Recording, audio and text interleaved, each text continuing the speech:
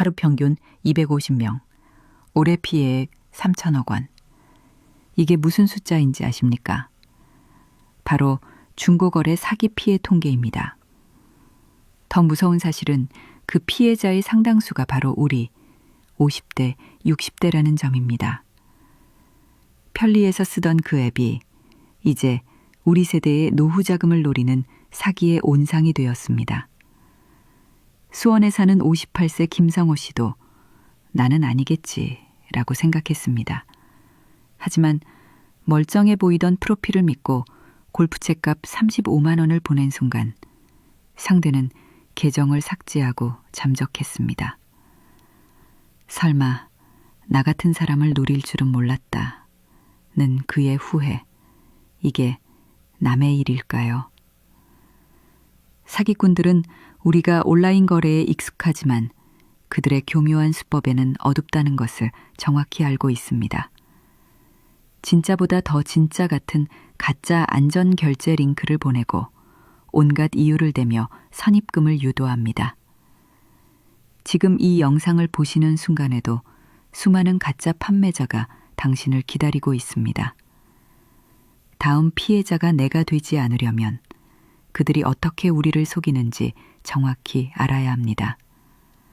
그 억울한 사연 속에 답이 있습니다. 제발 끝까지 들어주세요. 경기도 용인에 사는 60세 박정우 씨는 평생을 성실 하나로 살아온 사람이었습니다. 중소기업 부장으로 35년을 근무했고 정년퇴직 때 받은 퇴직금은 1억 4천만 원. 그 돈이면 아내와 함께 소박한 노후를 보낼 수 있을 거라 믿었습니다. 그의 하루는 단정했습니다. 아침이면 낡은 스마트폰으로 경제 뉴스 앱을 열고 요즘 주식이 많이 떨어졌네. 돈이 잠자면 안 되지. 그는 늘 이렇게 말하곤 했습니다. 하지만 현실은 냉정했습니다. 전세값은 오르고 생활비는 예전보다 훨씬 빠르게 나갔습니다. 아내 윤미 씨는 걱정스레 물었습니다. 여보, 퇴직금 조금씩 아껴 써도 괜찮을까? 그는 대수롭지 않게 웃으며 대답했습니다. 괜찮아. 필요 없는 물건들 정리해서 팔면 돼. 요즘 중고거래이라는 게 있더라. 그날 저녁, 박정우 씨는 낡은 스마트폰 화면을 손가락으로 더듬었습니다. 아들 대학 시절 쓰던 노트북, 오래된 골프채, 집 한켠에 쌓인 캠핑용품들.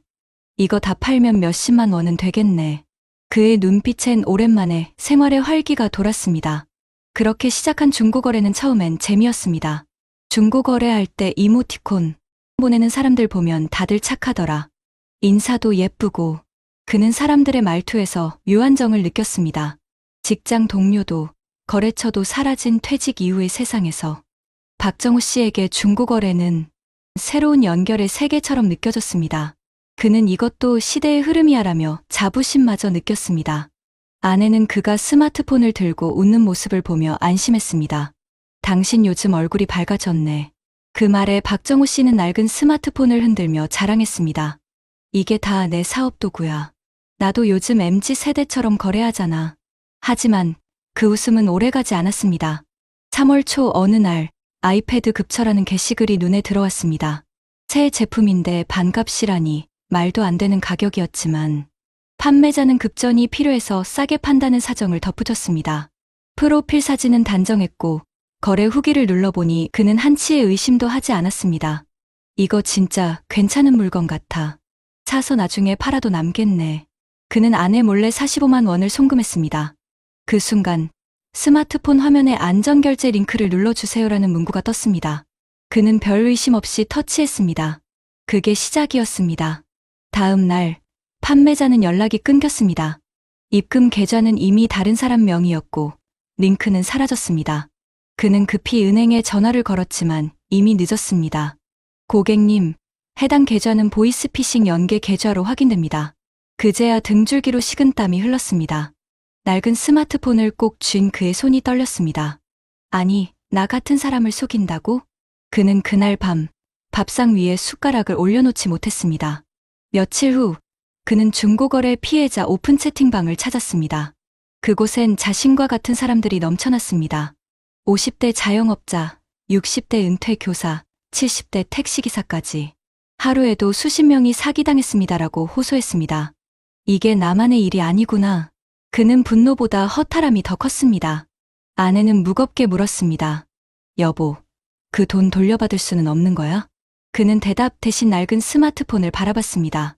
화면엔 안전결제 이용 주의라는 공지문이 떴지만 그의 마음속에는 이미 불신이라는 단어만 남아 있었습니다.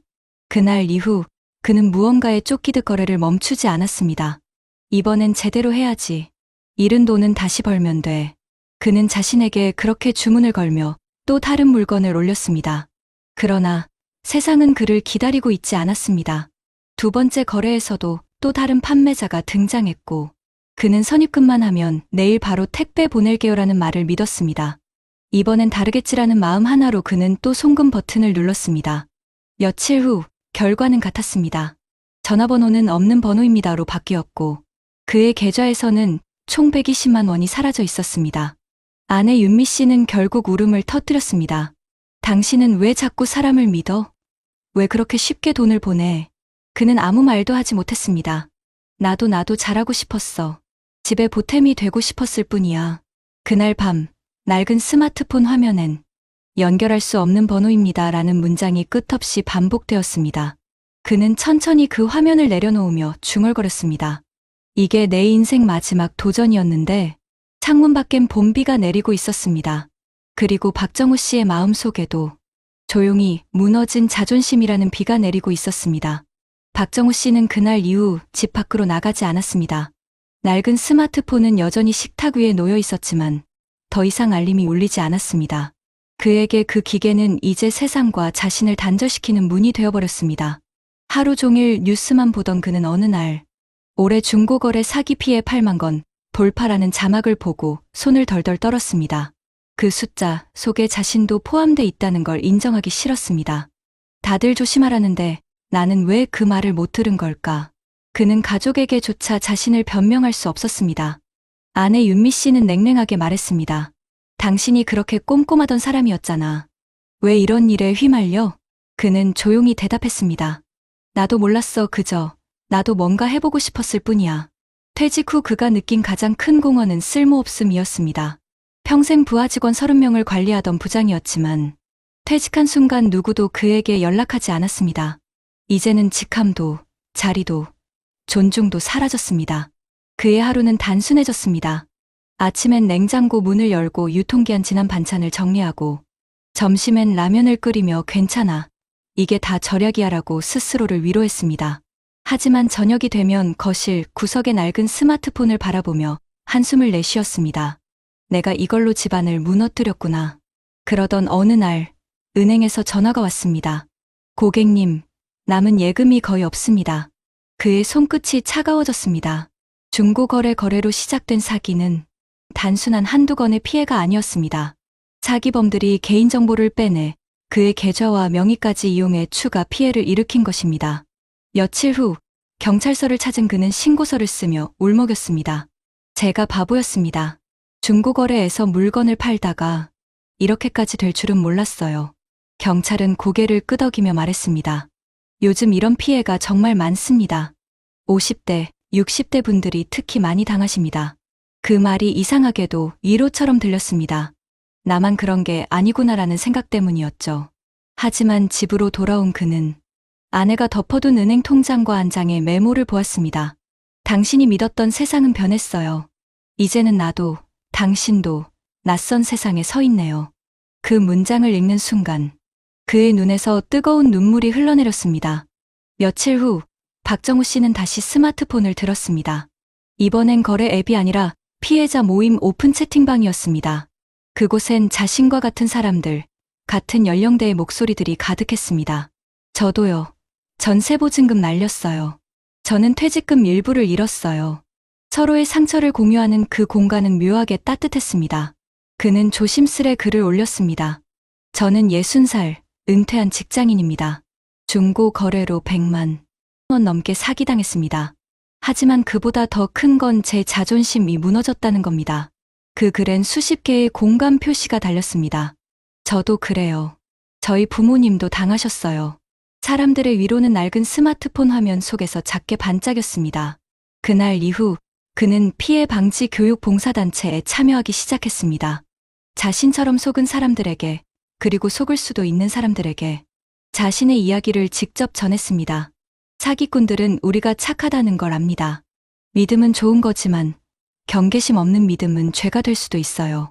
그의 말에 고개를 끄덕이는 중년의 부부들이 많았습니다. 어떤 이들은 울었고 어떤 이들은 용기 내줘서 고맙다고 말했습니다. 박정우 씨는 다시 웃음을 되찾았습니다. 물론 잃은 돈은 돌아오지 않았습니다. 하지만 그는 깨달았습니다. 진짜 회복은 돈이 아니라 다시 사람을 믿을 용기라는 걸. 그날 밤 그는 낡은 스마트폰을 다시 손에 쥐었습니다. 화면은 오래돼서 깨져 있었지만 이제는 그 상처가 자신의 인생처럼 느껴졌습니다. 그는 아내에게 조용히 말했습니다. 미안했어. 이제 다시 시작해보자. 돈이 아니라 우리 마음부터. 윤미 씨는 아무 말 없이 그의 손을 잡았습니다.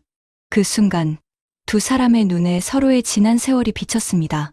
박정우 씨는 다시 경제뉴스 앱을 열었습니다. 이번엔 투자나 수익이 아니라 피해 예방이라는 단어를 클릭했습니다. 그는 말했다. 내가 겪은 일, 다른 사람은 겪지 않게 해야지. 그의 낡은 스마트폰 화면엔 피해 예방 캠페인 참여 신청 완료라는 문장이 떠 있었습니다. 그는 천천히 미소를 지었습니다. 2025년의 대한민국은 여전히 사기꾼들이 활개치는 세상이지만 그는 이제 더 이상 속지 않는 사람이 되었습니다. 그리고 그 마음은 지금 이 영상을 보고 있는 누군가에게 조용히 말을 겁니다. 당신은 절대 혼자가 아닙니다. 이건 남의 일이 아닙니다. 여러분 어떠시나요? 위의 사례는 정말 비참하고 서글픈 인생 아닌가요? 하지만 지금부터 소개해드리는 사례는 정반대의 선택으로 행복한 노후를 보내고 있는 한 사람의 이야기입니다. 전북 전주 덕진동의 한 오래된 단독주택. 이 집의 주인 65세 이선우 씨는 평생을 공무원으로 살다 5년 전 명예퇴직했습니다. 그의 하루는 단조롭지만 평화로웠습니다. 아침 7시 거실의 시계 소리에 맞춰 눈을 뜨고 오래된 가죽 지갑을 꺼내어 손끝으로 한번 쓸어봅니다. 그 지갑은 30년 전 아내가 결혼기념일 선물로 준 것이었습니다. 이거 덕분에 내가 허튼데 돈 안 썼지. 그는 늘 농담처럼 말하곤 했습니다. 이선우 씨는 퇴직 후 받은 공무원 연금 월 220만 원으로 생활합니다. 크지 않은 돈이지만 부부가 쓰기엔 충분했습니다. 그는 퇴직 전부터 노후를 준비했습니다. 30대부터 매달 10만 원씩 적립식 연금저축을 들었고 50대 중반엔 지출을 줄여 의료비와 생활비를 따로 나눠 적립했습니다. 주변 동료들이 주식, 부동산, 코인에 뛰어들 때 그는 늘 조용히 미소 지었습니다. 난 내가 이해 못하는 일엔 돈 안 넣어. 그의 철칙이었습니다. 퇴직 후에도 그의 생활은 일정했습니다. 매달 15만 원은 아내와 함께 봉사 모임에 쓰고 10만 원은 지역 도서관 기부금으로 냈습니다. 가끔은 손자에게 용돈을 주며 이렇게 말하곤 했습니다. 할아버지는 돈을 써야 할 때 쓸 줄 알아서 늘 마음이 편하단다. 그의 지갑에는 언제나 10,000원짜리 몇 장과 손으로 쓴 메모 한 장이 들어 있었습니다. 오늘 하루도 계획대로 조급하지 않게, 남의 돈에 흔들리지 않게. 그 문장을 볼 때마다 그는 마음이 안정되었습니다. 그에겐 돈보다 습관이 노후의 안전망이었습니다. 하지만 세상은 언제나 시험을 주기 마련이었습니다. 2024년 봄, 친구 박노식 씨가 찾아왔습니다. 같은 동사무소에서 일하던 동료였고 지금은 은퇴 후 카페를 운영하고 있었습니다. 야, 요즘 중고거래로 돈 버는 사람 많대. 너도 좀 해봐. 안 쓰는 물건 팔면 꽤 수입 된다더라. 그 말에 이선우 씨는 처음엔 웃어넘겼습니다. 난 뭐 팔 것도 없고 그런 거 귀찮아. 하지만 며칠 뒤 아내가 말했습니다. 당신 옷장에 안 입는 점퍼도 많잖아. 한번 올려봐요. 그날 밤 그는 낡은 스마트폰을 꺼내 오래된 가죽 점퍼 한 벌을 사진으로 찍어 올렸습니다. 제목은 30년 된 추억의 점퍼, 필요한 분께 드려요. 다음 날 금세 메시지가 도착했습니다. 할아버님, 이거 제가 사겠습니다. 안전결제로 가능할까요? 그는 순간 머릿속에서 경고음이 울렸습니다. 몇 달 전 뉴스를 통해 봤던 가짜 안전결제 링크로 60대 피해 속출이라는 자막이 스쳐갔습니다. 그는 바로 아내에게 물었습니다. 여보, 이거 괜찮은 거래 같아? 아내는 단호히 고개를 저었습니다. 요즘 그런 링크 조심하라잖아요. 그냥 직접 만나서 팔아요. 다음 날 그는 약속 장소로 나갔습니다. 젊은 남성이 기다리고 있었습니다. 서로 인사를 나누고 그는 조심스럽게 돈을 받았습니다. 그 거래는 순조로웠습니다. 하지만 집에 돌아오는 길, 그는 문득 자신이 운이 좋아서 살아남은 게 아니라 준비가 되어 있었기 때문에 속지 않았다는 걸 깨달았습니다. 그는 뉴스에서 봤던 8만 건 넘는 중고거래 사기 피해자들의 얼굴을 떠올렸습니다. 나도 예전 같았으면 그 중 한 명이 됐겠지. 그날 저녁, 그는 낡은 지갑에서 메모를 꺼내 다시 썼습니다. 편리함은 경계심을 이길 수 없다. 그 문장을 천천히 접어 지갑 안쪽에 넣었습니다. 아내는 그런 글을 바라보며 웃었습니다. 당신은 참 별나지만 그래서 좋아요. 괜히 사기당해서 속상해하는 사람들 보면 안타깝잖아요. 그는 고개를 끄덕였습니다. 그래, 우리가 지켜야 할 건 돈보다 평안이야. 그날 밤, 창밖엔 봄비가 내렸습니다.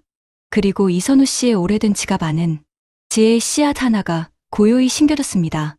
이선우 씨는 자신만의 방식으로 세상의 속도를 이겨내고 있었습니다. 그에게 안전한 노후란 거창한 재테크가 아니라 지식을 미리 알고 조급하지 않은 마음을 지키는 것이었습니다. 하지만 그의 평온한 일상에도 또 다른 도전이 다가오고 있었습니다. 그는 곧 친구의 부탁으로 한 가지 중요한 결정을 내리게 됩니다. 2025년 여름, 이선우 씨는 다시 한번 선택의 기로에 섰습니다. 퇴직 동기 박무식 씨가 전화를 걸어왔습니다. 선우야, 이번엔 진짜 괜찮은 투자야. 내가 직접 확인했어. 친구가 중고 거래로 매입한 전자제품 재판매로 돈을 벌었다니까. 이선우 씨는 말없이 그의 말을 들었습니다. 박 씨는 계속 덧붙였습니다. 처음엔 100만 원만 넣어봐. 일주일이면 130만 원 돼. 요즘 연금 이자보다 훨씬 낫잖아. 이선우 씨는 천천히 숨을 내쉬었습니다. 노 씨가 내가 나쁘단 건 아니지만 난 내 돈이 한 번에 불어나는 건 믿지 않아. 세상에 쉬운 돈은 없더라. 박 씨는 답답한 듯 소리를 높였습니다. 그렇게 보수적이라니까 평생 돈 못 모으는 거야. 요즘 다 이걸로 벌어. 통화가 끊기고 난 뒤 이선우 씨는 창문 밖을 바라보며 오랜 침묵에 잠겼습니다. 그의 손엔 오래된 가죽 지갑이 들려 있었습니다. 마치 그 지갑이 말하는 듯 했습니다. 너답게 천천히 가라.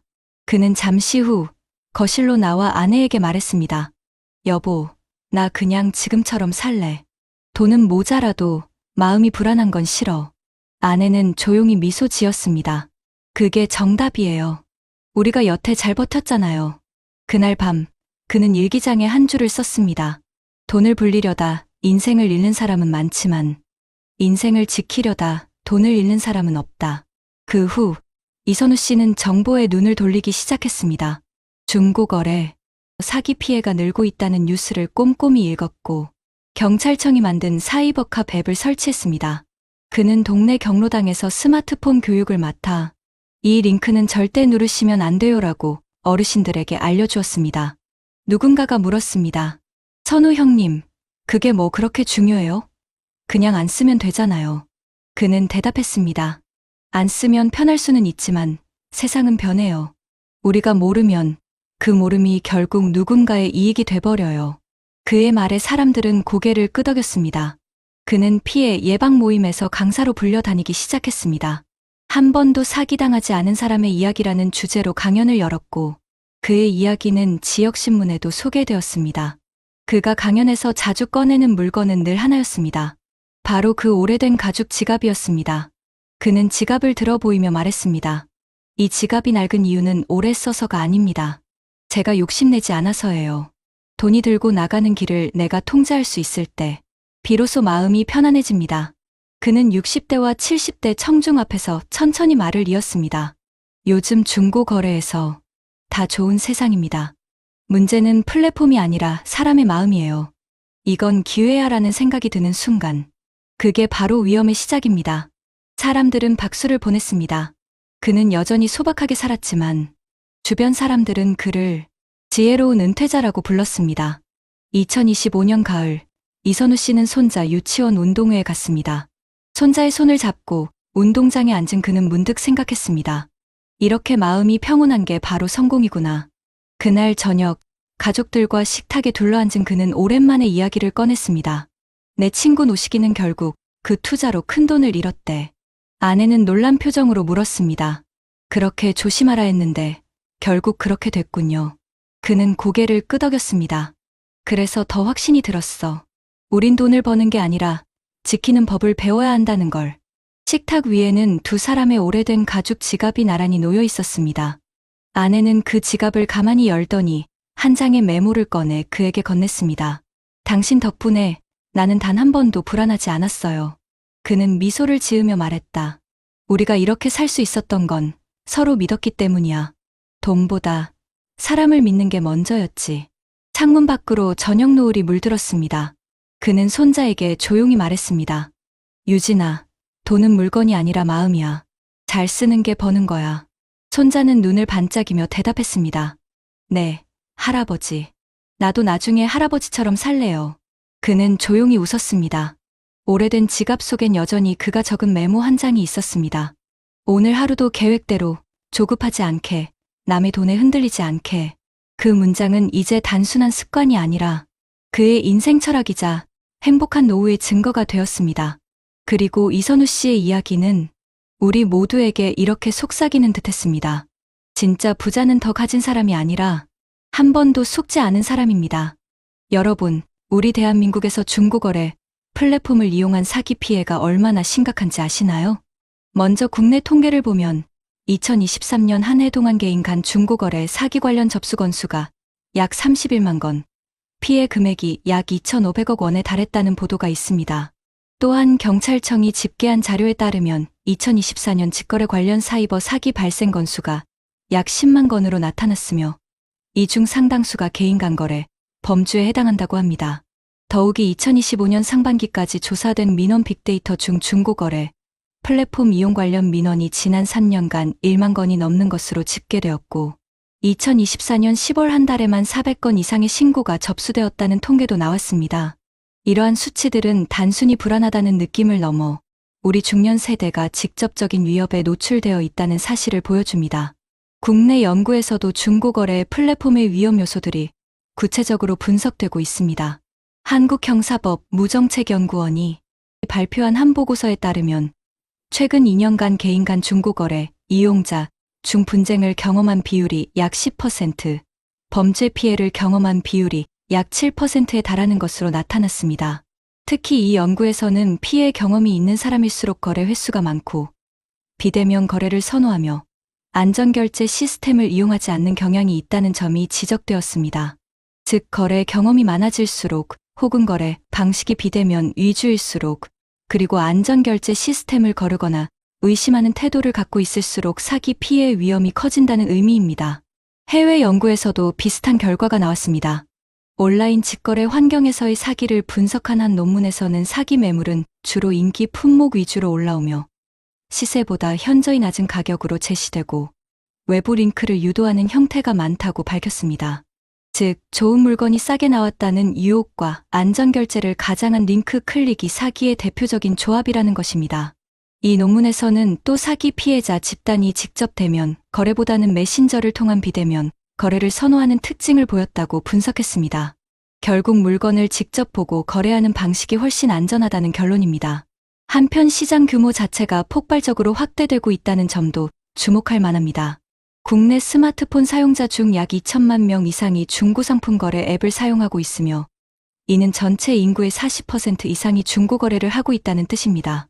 이만큼 많은 사람들이 플랫폼을 이용한다는 것은 곧 사기 노출 위험도 함께 커지고 있다는 의미이기도 합니다. 그렇다면 왜 이처럼 많은 사람들이 이용하고 있음에도 불구하고 피해는 줄지 않고 오히려 늘어나고 있을까요? 전문가들은 그 원인을 정보의 비대칭 구조에서 찾습니다. 중고거래 플랫폼에서는 판매자와 구매자 간 정보의 차이가 크고 서로의 신뢰가 충분히 확보되지 않은 상태에서 거래가 이루어지기 때문에 사기 위험이 높습니다. 또한 소비자보호원과 관련 기관에서 조사한 결과 결제 관련 사기가 중고거래 소비자 불만의 주요 유형으로 나타났으며 가짜 안전결제와 플랫폼 외 결제 유도가 대표적인 피해 유형으로 지목되었습니다. 이와 더불어 중고거래 플랫폼의 급격한 성장에 비해 관련 법과 규제는 여전히 느리게 따라가고 있습니다. 피해 신고가 매년 늘어나고 있지만 플랫폼 운영사와 정부의 대응은 여전히 미흡하다는 지적이 많습니다. 이러한 구조 속에서 피해자들은 개인이 직접 피해를 입증해야 하는 어려움에 놓이게 됩니다. 또 다른 분석에서는 대면 거래를 선호할수록 피해율이 현저히 낮다는 결과도 나왔습니다. 직접 만나서 물건을 확인하고 거래를 마무리한 사람들의 피해율이 현저히 낮았다는 것입니다. 반면 택배 거래나 외부 결제 링크를 통한 거래는 사기 가능성이 두세 배 이상 높게 나타났습니다. 결국 얼굴을 보고 거래하는 것이 가장 확실한 예방책이라는 단순한 진리가 통계로도 입증된 셈입니다. 이러한 국내외 자료들이 일관되게 전하는 메시지는 명확합니다. 중고거래 플랫폼 이용이 급증하면서 사기 피해도 함께 늘어나고 있으며 특히 비대면 거래나 안전결제 미이용, 거래 경험이 많은 사용자일수록 피해 확률이 높아집니다. 무엇보다 50대와 60대 같은 중년층의 피해가 빠르게 증가하고 있다는 점이 심각합니다. 디지털 환경에 익숙하지만 사기의 수법에는 어두운 세대, 그들이 바로 지금 이 순간도 새로운 범죄의 표적이 되고 있습니다. 이제 우리는 이 현실을 단순히 남의 이야기로만 넘길 수 없습니다. 이 통계 뒤에는 누군가의 노후 자금, 평생의 저축, 그리고 한 가정의 미래가 걸려 있습니다. 앞으로 어떤 선택을 하느냐에 따라 그 결과는 완전히 달라질 수 있습니다. 이제 다음 단계에서는 이런 위험 속에서도 어떻게 우리의 노후를 지켜낼 수 있을지 그 실질적인 해법을 하나씩 살펴보겠습니다. 여러분, 이제는 단순히 조심해야 한다는 말만으로는 부족합니다. 실제로 대한민국 정부와 지자체들도 빠르게 늘어나는 중고거래, 사기 피해에 대응하기 위해 다양한 정책과 제도를 시행하고 있습니다. 최근 경찰청과 과학기술정보통신부가 협력하여 추진 중인 사이버 사기 예방 시스템, 고도화 사업은 온라인 거래 사기를 실시간으로 탐지해 거래, 전부터 경고를 띄워주는 프로그램으로 현재 일부 지역 경찰서에서는 이미 시범 운영 중입니다. 특히 서울시에서는 2025년부터 안심거래 플랫폼 인증제를 도입해 일정 기준을 충족한 플랫폼에만 서울시 인증마크를 부여함으로써 시민들이 보다 신뢰할 수 있는 거래 환경을 만들고 있습니다. 부산광역시는 경찰청 사이버안전국과 연계하여 사이버캅 자동조회 서비스를 제공 중인데 중고거래에서 상대방의 계좌번호나 전화번호를 입력하면 즉시 사기 이력 여부를 알려주는 기능입니다. 실제로 이 서비스를 활용한 시민들의 사기 피해율이 시행 전보다 약 40% 줄었다는 조사 결과도 나왔습니다. 경기도 역시 디지털 금융사기 예방 교육 프로그램을 50대 이상 시민 대상으로 무료 운영하며 스마트폰 사용이 익숙하지 않은 중년층을 위한 스마트폰 보안 실습 교육을 실시하고 있습니다. 이런 교육은 단순한 정보 전달이 아니라 실제 사기 사례를 시뮬레이션 방식으로 체험하게 해 링크를 눌렀을 때 어떤 일이 벌어지는지를 몸소 경험할 수 있도록 설계되어 있습니다. 전문가들은 이러한 제도와 교육의 효과가 단기적인 예방을 넘어서 디지털 신뢰 문화를 만드는 출발점이 될 것이라고 말합니다. 실제로 국내 소비자 보호 전문가들은 피해가 발생한 후 대응하는 구조에서 벗어나 거래 전 단계에서 정보를 확인하고 차단할 수 있는 기술적 예방 장치가 필요하다고 강조합니다. 이를 위해 정부는 금융사기 방지 통합 데이터 플랫폼을 확대 운영하며 각 기관에서 보유한 사기 정보 데이터를 실시간으로 공유하고 있습니다. 예를 들어 경찰청 금융감독원 소비자원 간의 사기 계좌 전화번호 IP 주소 등을 즉시 연동해 피해자가 신고하면 바로 모든 기관에 자동으로 전파되는 시스템이죠. 과거에는 피해자가 일일이 각 기관에 신고해야 했지만 현재는 한 번의 신고로 전국 단위 대응이 가능한 구조로 바뀌었습니다. 지자체들도 지역 특성에 맞는 정책을 내놓고 있습니다. 대전광역시는 최근 안심 직거래 존을 확대 설치했습니다. 관할 구청과 경찰서 앞, 지하철역 주변, 공원 입구 등 시민들이 자주 오가는 곳에 CCTV와 비상벨, 경찰 연계 통신망이 구축된 거래, 전용 구역을 마련해 시민들이 안전하게 대면 거래를 할 수 있도록 지원하고 있습니다. 광주광역시 북구청은 주민센터를 통해 디지털 사기 예방 상담 창구를 운영하고 일정 기간마다 중년층 대상 무료 법률 상담을 제공합니다. 이 창구에서는 사기 피해자가 단순히 신고만 하는 것이 아니라 피해 구제 절차와 계좌 동결 요청 방법까지 안내받을 수 있습니다. 실제로 2024년 한 해 동안 이 제도를 통해 피해금 환급이 이뤄진 사례가 200건이 넘었다고 합니다. 또한 정부는 온라인 플랫폼 사업자들에게 거래, 정보 투명성 보고를 의무화하고 있습니다. 2025년부터 시행되는 온라인 플랫폼 공정화법 개정안에는 중고거래 플랫폼도 포함되어 판매자 신원 인증 강화, 거래 기록 보존, 이용자 보호 시스템 의무화가 명시되었습니다. 즉, 플랫폼이 단순 중개자가 아닌 책임 있는 사업자로서 역할을 해야 하는 방향으로 제도가 바뀌고 있는 것입니다. 전문가들은 이러한 변화가 거래의 신뢰도를 높이는데 결정적인 전환점이 될 것이라고 분석합니다. 이와 함께 해외에서는 우리보다 한 발 앞선 제도들이 이미 시행되고 있습니다. 일본의 경우 디지털 소비생활법을 통해 온라인 거래에서 발생하는 모든 사기 피해를 정부 산하 기관인 국민생활센터가 일괄 접수하고 필요시 플랫폼 사업자에게 즉시 정보 제공을 요구할 수 있는 법적 권한을 부여했습니다. 그 결과 일본 내 중고거래 사기 신고 건수는 제도 시행 1년 만에 22% 감소했습니다. 유럽연합 EU는 2023년부터 디지털 서비스법을 시행하여 플랫폼 내 불법 콘텐츠나 사기성 게시물에 대해 사업자가 24시간 내 삭제 차단 의무를 지도록 했습니다. 또한 독일은 안전결제 의무화 조항을 도입해 개인 간거래에서도 반드시 인증된 결제 모듈을 거치도록 법제화했으며 이 조항을 위반한 플랫폼은 과징금을 부과받습니다. 이런 제도들은 편리함보다 안전이 우선이라는 명확한 기준을 사회 전반에 심어주고 있습니다. 전문가들은 우리나라 역시 이러한 해외 사례에서 배울 점이 많다고 말합니다. 특히 일본과 독일처럼 정부가 직접 피해자 보호 전담 기구를 두고 중고거래 사기 전담 신고 보상 절차를 통합 관리하는 시스템이 필요하다는 의견이 많습니다.